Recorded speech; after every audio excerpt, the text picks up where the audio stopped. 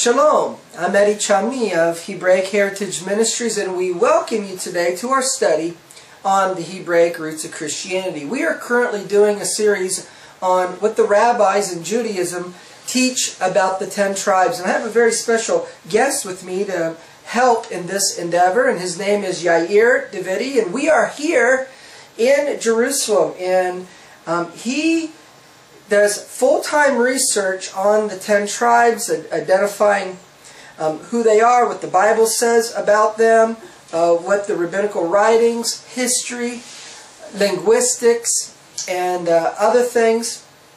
And he has taken his research, and has a number of books on the subject where he shares with all of us his findings. He also has a website, britam.org, where you can find all this information, and he is here to share with us an Orthodox Jewish view of the 10 tribes. And so Yair himself does not believe that Yeshua is the Messiah, does not believe in the New Testament.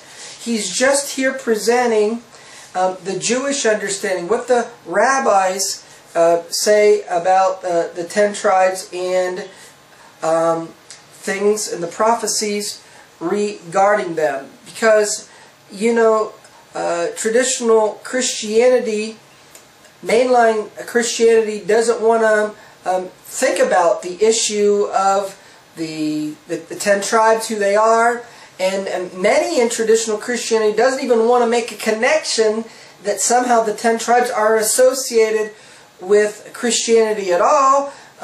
They say, no, all the 12 tribes are Jews, and so in order to settle and all these issues, so we can get an understanding and a perspective of how we need to really see it from a Jewish perspective. This is why we have Yair Davidi here. We're doing these series of programs for you, and in the last few programs we've been going over biblical characteristics of the tribes of Israel, and then associating that with history and characteristically to nations of the world and their fulfillment. And Yair, at the end of last program, we were discussing in a little bit more detail your book, The Tribes, subtitled The Israelite Origins of Western Peoples.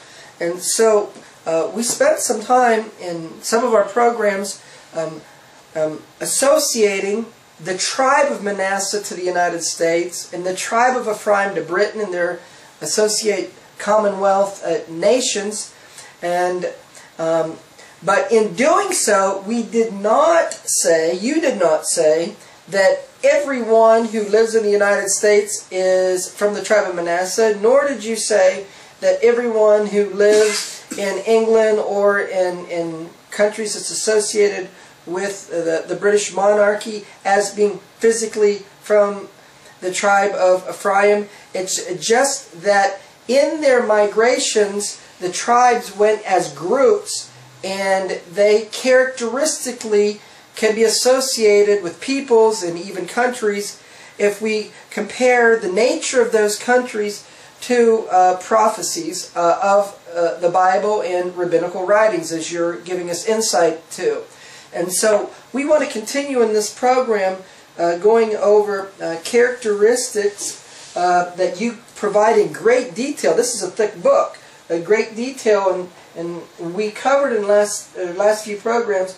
Ephraim is associated with Britain, Manasseh, the United States, Reuben with France. We talked about Levi is associated with the Jews, Issachar with Switzerland and the Finland peoples, Zebulun with the Netherlands, Benjamin is associated with the Normans and Belgium. So there's a few tribes here who we haven't talked about, and we'll cover those, of course. But is there anything further that you want to say specifically, because we didn't talk about it as much, regarding Reuben and Issachar and Zebulun or Benjamin, those tribes in particular? Is there anything more that you want to share from what you had shared previously before we move on to the other tribes? No, I would just like to remark that the proofs, that the evidence that we gave, that we spoke of, is only a fraction of the total. We have, in addition to the points that we made, many other points and many other indications that confirm the identification. Because in a program like this, we can only give a summary. I mean, so that's look, what we're doing. The details is in this book, and this is a thick book. So let's go and talk about some of the other tribes that we haven't covered. How about Gad? So Gad, we identify Gad with the Goths and the people of Sweden. The Goths, or the Guti, also known as the Guti, that were together with the Cimmerians and the Scythians in the Middle East. From there they moved into Scythia and eventually into Scandinavia. Many Scandinavian peoples are connected to the Goths, and the very name Goth was sometimes pronounced as Gad, same as the tribe of Gad. Not only was Goth pronounced as Gad, but Gad in biblical Hebrew in some cases could be pronounced as Goth. The A, the vowel sign we pronounce in Gad, we pronounce as A in Ashkenazic Hebrew. Also in Yemenite Hebrew is pronounced as an O. And the Dalet with an added accent was also in both in Asian Ashkenazic Hebrew and also in Yemenite Hebrew is pronounced as a Tha. So you have Goth instead of Gad, may well have been pronounced in some cases as Goth. Not only that, but the Goths, or Gad, together with the Swea, they were two separate kingdoms who divided Sweden between them, and afterwards reunited. The Swea, also known as Sweons, and Shuon or Sweon was one of the clans of Gad. And the clan of Gad was Arel or Areli, and have the Urals or the Hurl Goths, who were related to the Goths, and another group was the Arodi amongst the Goths, and we have the Hurls, Arudi, amongst the Swedes, amongst the peoples of Scandinavia, and we have other sons of Gad, all of whom are similar to, who have names similar to those of names who were important in Scandinavian history, especially in that of Sweden. And so we have quite a bit of evidence identifying the Swedish people with the tribe of Gad. Okay, how about Asher? Who do we connect Asher with? Asher, we connected Asher with the Northern Scots, also the Lowland Scots and the Northern English. Asher was also found in Scandinavia. We have the ancient heroes, the Asir, or the As or Ashur, were known in Scandinavian mythology as being their ancestors. We have peoples related to Ashur in England and in Scotland, and also probably, which is something we've recently come across, in Ireland. Okay, what about Naphtali? Naphtali, we identify Naphtali with peoples who moved to Norway. We do know of groups known as the Naphthalite Huns, or the Naphtali. They were actually called Naphtali. That was one of the names, several names given unto these peoples, according to Ortelius, who's a medieval historian and drawer of maps. The Naphthalite Huns, together with the ancestors of the Danes, were in Scythia, and from there they moved to Scandinavia. And we have proofs that these Naphthalite Huns, so-called Naphthalite Huns, did move to Scandinavia. And at that time, and the time when they moved to Scandinavia, there was an incursion of newcomers into the area of Norway. And these people were different from those who lived there beforehand. They were taller and had different culture, and we relate these peoples to the Naphthalite Huns who moved into the area. Okay, what about Dan, the tribe of Dan? So Dan, we connect Dan to the people of Denmark and some of the early settlers of Ireland and of Wales. Dan in Denmark is quite simple, because the Danish call themselves Danes. That's what the people of Denmark are known of. From Danes, from Dan. And according to their legends, Dan the Great was one of their ancestors. There's also a legend that they come from the Dan of Israel, and that they were brothers to the Angles and Saxons also came from Israel. They have the national legend, and the Jutes as well also were among the Angles and Saxons who invaded England. That all of these four peoples were descended from Israelites, and Dan especially came from the tribe of Dan. In Irish mythology we have the Tuatha De Danann, and all the people of Dana. Dana is another way it means in Hebrew, pronouncing the word Dan. So the legends associated with these people in Irish mythology show that they did come from the land of Israel and they were part of the Lost Ten Tribes. And so too in Wales we have the children of Don, who which in effect are the same as the Tuatha De Danann in Irish literature, which legends and historical findings show were one and the same people. All right, what about Judah, Yehuda? So Judah, most of Judah remained in the kingdom of Judah. They became ancestors to the Jews. Some of the Jews also joined the 10 tribes, as we mentioned on one of our previous talks. And actually very large numbers of them did join the Lost Ten Tribes, did become part of the Lost Ten Tribes. And their descendants are now to be found amongst the Lost Ten Tribes, even so, according to Jewish law, and also according to the biblical predictions, they are considered part of the Lost Ten Tribes and not part of Judah. Though in the end times, when the Messiah or process or some process established by the Messiah, initiated by the Messiah, every Israelite will know to what tribe he belongs to. So those who descend from Judah will also will have it made it known unto them. Judah is the Jews. Some people claim that the Jews are not Jews. The Jews they claim that Jews are descended from converts such as Khuzars or other people. Most of these ideas are based on anti-Semitic or anti-Jewish motivations. They're not true. They're not historically. They're not correct. The Khuzars, for instance, were only a small number of people. Some of them did convert and they did become assimilated amongst the Jewish people. Even they were descended. The Khuzars themselves were descended from the tribes of Manasseh and Shimon, or a small portion of them. They were from the Lost Ten Tribes. They had originally been part of the Scythian hosts. We have a book on the Khuzars, incidentally, which is very interesting, very important, and everyone should buy it. But apart from that, the Jews are from Judah, and the Jews are from Judah because they identify as Jews, and we also have proofs in the Bible that Judah would always remain Jewish. Jacob himself said that the scepter,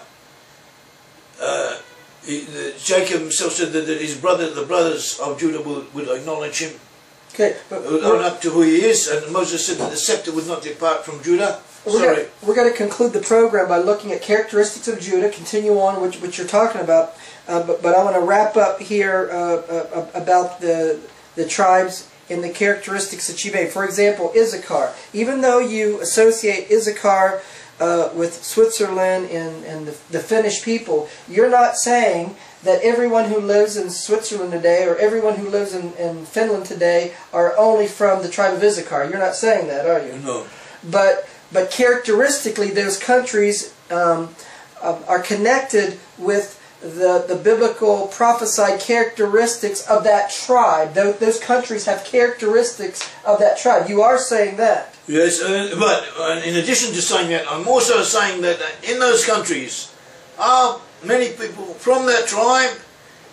The Israelites are a significant proportion of the population of the country that we are speaking of. And amongst the Israelites, the tribe of Issachar are physically predominant, and have had a dominating influence in that area. But even as all the 12 tribes are mixed with each other, like we've said before, we have remnants of all the 12 tribes in Judah. We have some of Judah among the 10 tribes. We can apply the same principle and say there are those from the tribe of Issachar that are in these other countries, in other countries of the earth, right? Definitely, yes. And so all the tribes, even though they have predominance and associated with these particular countries, there were peoples from all of those tribes in other countries of the world, and even amongst the Jewish people, and even among the land of Israel. Is that correct? Yes. Okay, so we want the people to know, that we're defining a characteristic in a body, and perhaps in some instances the majority of the tribes, and what countries they're associated with, and what peoples of the earth that they are associated with. And so we need to understand we're not being exclusive in what we're saying, because there's been an intermingling throughout the years. So we're going to conclude the program by going over, because we've spent many programs talking about the 10 tribes. We're going to finish this program by talking about how do we know that Judah is Judah? What's the characteristics of Judah? So to begin with, we want to go over that Judah was prophesied to be the lawgiver and uphold the Torah. Yes, that's right, yes. That was the very purpose of Judah. Okay, so, and then secondly, Judah in exile would be persecuted. Yes. And thirdly, we'll just go over the characteristics, then we'll talk about them. Okay, you can elaborate whatever you want, but Judah would be the lawgiver and uphold the Torah. Judah in exile would be persecuted. It will be Judah that will first return to the land of Israel and settle it, and afterward the 10 tribes will follow, which we believe that hasn't happened yet, at least not in its fullness. That the other tribes would praise Judah. That's number 4. And number 5, Judah would be reluctant to recognize Joseph. Number 6, that Joseph and Judah are prophesied to be reunited in the future. And there will be some Jews that would lose their identity when they were associated with the northern king, but the majority of Jews have never, of the tribe of Judah or the house of Judah, the majority have not lost their identity. That's why we call them Jews today. And finally, a characteristic of Judah is that Judah, or the Jews, will seek the 10 tribes and help them return to the land. So these are some of the characteristics of Judah, how we know who Judah is. And so in the last 9 minutes of the program, Yair, I want you to elaborate these points. Okay, so Judah would keep the law. Also in Zechariah mentions Judah, that in the end times, when the Messiah comes, the 4 past days would return, would become days of festivity. And he lists the fast days, the fast of the 4th month, the fast of the 5th month, and he gives the numbers of the months, and these months are these dates that Zechariah gives are those dates upon which the Jews mourn the destruction of the temple. So, and they do it until this day. So this also shows that the present day Jews are Judah. The Jews keep the Torah, and they're the only people who do keep the Torah. The Jews were persecuted for being who they are, for keeping the Torah. For thy sake, for your sake, are we killed all day long. We are counted as sheep for the slaughter. This was fulfilled in Judah. The Jews would be acknowledged by their brethren. The scepter, the word for scepter. Scepter in Hebrew is Shevet. The Shevet shall not depart from Judah. Shevet also means tribe. In other words, the Menashe ben Yisrael, the famous rabbi, pointed this out.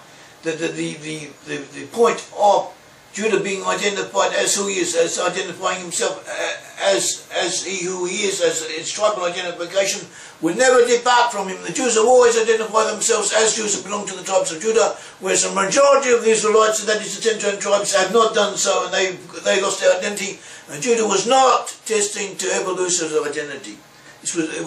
We do not find there's such a prophecy about Judah, therefore Judah did not lose his identity, whereas it was said that 10 tribes would lose their identity. In other words, there's no biblical verses to the contrary. This is also significant and a proof in its own right. Judah would be would prepare the land. He would prepare a harvest for the rest of his brothers, as Hosea says.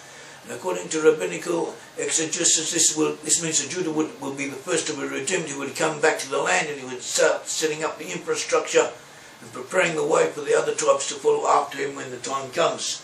And all of these attributes have been fulfilled in Judah. Also, Judah would live in Jerusalem, and Judah would be in the southern regions, also according to Zechariah and other prophets. And this is what we find today, as Judah has begun to develop these areas, and this is where the present-day Jewish people have been concentrated, or up until now have concentrated themselves in the resettlement of the land. It also says, as we said, that in the Judah in the end times would be reluctant to recognize the lost 10 tribes of Israel when they return, because he will have felt himself to have been persecuted, as indeed Judah was persecuted. He will have been thrown around from one place to the other, and Jews were exiled from one area to the other, and they have felt alone. And whereas the lost 10 tribes will not have suffered in such a way, they may have suffered in other ways, but not in that way. They were settled in the specific areas, and they stayed in those areas for century after century. And this was not a characteristic of them, but it was a characteristic of Judah. Also, we found Jews throughout the earth, scattered throughout the earth. And this was a prophecy: the dispersed of Judah will be dispersed to the four corners of the earth, according to the verse in Isaiah, where the 10 tribes would have been outcast, but they will have been outcast in specific areas and retained incoherent communities of their own in large bodies of people. And this is the difference between Judah and the lost 10 tribes of Israel, and this has been fulfilled in history, and this is what how the Bible describes them. And this proves that the Jews are Judah. Also, the Levites are part of the Judah, because the Levi also was to keep the law. Levi is also associated with the law and the temple service, and he has attributes similar to those of Judah, and he comes to strengthen Judah. Benjamin as well, we find Benjamin amongst the Jews, and we find that Joseph, when he went down, when Joseph went down to Egypt, and he demanded that Benjamin come unto him, so, and Jacob was loath, did not want Benjamin to go down, so Judah said, and when Reuben offered up his two sons, to make his two sons a surety for him, Jacob did not accept it. But when Judah said, I will be surety for him, I will guarantee him and you shall demand him from him for the end of time. That indeed was so, because Judah, as if to say, looks after Benjamin. Benjamin is part of Judah, even though the 10 tribes may have been pulling them. Benjamin's on the borderland between Joseph and Judah. Bethel. There was a Bethel in Joseph, and a Bethel and another city by the same name just beside a Bethel in Benjamin. And Joseph, and at one stage in the Bible, Benjamin was considered part of the house of Judah, but in the end Benjamin went with Judah, because Judah had made himself surety for Benjamin. So we find also amongst the present day Jews the tribe of Benjamin. And we also find amongst the Jews representatives of all the other tribes, but as minorities, in small numbers, and so constituted as never to be able to realise a tribal identity of their own, because they were destined to realise and to come to their tribal consciousness and fulfil their tribal destiny as exiles in their lands and their places of exile. The Jews, it was prophesied that they would go out to the 10 tribes and to help make them aware who they are and to work to facilitate their return. Yes, this was in the end times. The Jews, people from Judah and Benjamin, would go out into the northern country. They'll call and they'll go to the 10 tribes and tell them come back, and together we will receive the divine presence. So you're fulfilling that role, that calling. I mean, what you're doing, the rabbis in Judaism says that Judah would do. And so you are doing something, this ministry, Bridam, and the research of the 10 tribes and trying to share the findings with others. This is what the rabbis teach that Judah would do. You're doing that. Yes, everyone has a task in this life. We believe this is our task. This is the task of Bridam. Bridam has dedicated itself, our organisation, Bridam Movement of 10 Tribes of Israel, dedicates itself to this, to researching who the lost 10 tribes are, and revealing the knowledge and propagating this knowledge to others. And working for the reconciliation of Judah with Joseph. That are the 3 R's of Bridam: research, revelation, reconciliation. In doing this ministry, doing this task, and studying the 10 tribes and who they are, their characteristics, you also identified, not only you, but the rabbis, that the 10 tribes would be not Jewish. They would have the halakhic status when they return of being not Jewish. And you've also made the connection that in their exile, especially among Western peoples, that they would be practicing Christianity. Isn't that correct? We've already covered that. Yes. So this is one of our understandings of the 10 tribes and who they are as we approach or in the end of days. And so, you know, among many Christians, they don't want to touch the subject of the 10 tribes. They want to refer to anyone, especially Christians, who want to talk about it as, oh, it's replacement theology, oh, it's a cult. And so, you know, we've done a number of programs here with you in Jerusalem where you've been able to share your research and what the rabbis and what Judaism teaches about all this. And you don't believe in replacement theology. You don't believe that someone's replaced you, do you?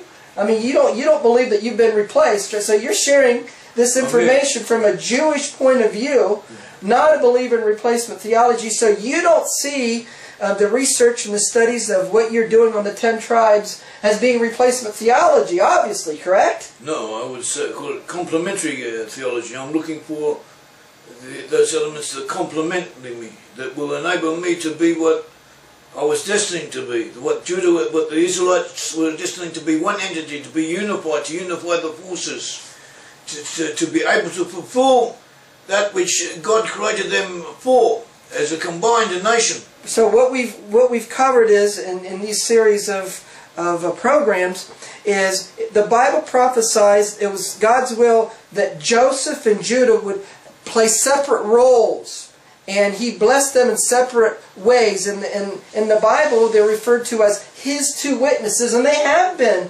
witnesses in the earth in their role and in their manner. But in the end of days, it's prophesied that they would be united, they would come together, they would be one people under the Messiah. And so this is the message also we want to proclaim to you. So until we do it again, Shalom in Yeshua the Messiah. Amen.